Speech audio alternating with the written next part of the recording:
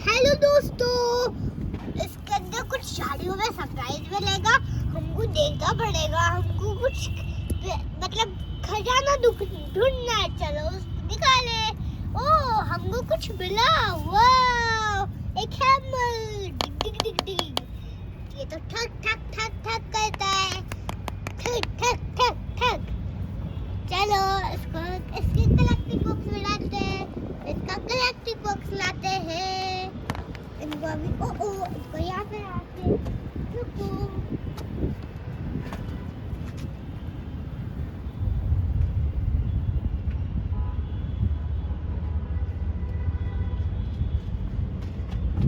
अब चलो इसके कलेक्टिंग बॉक्स में डालते हैं। डिग। अब चलो और देखते हैं हम नेक्स्ट क्या ढूंढे। ओह हमको एक छोटा सा ये मिला की लूटने का। वाओ, चलो इसको इसके कलेक्टिंग बॉक्स पे डालते हैं। ठीक, डाल दिया। अब चलो और ढूंढते और क्या होता है बच्चों, मुझे बताओ। वाओ, ये स्कील का। चलो इसको भी कलेक्टिंग बॉक्स पे डालते हैं। डिग, डाल दिया। अब चलो और भी ढूंढते हैं। कितना बोलो आप।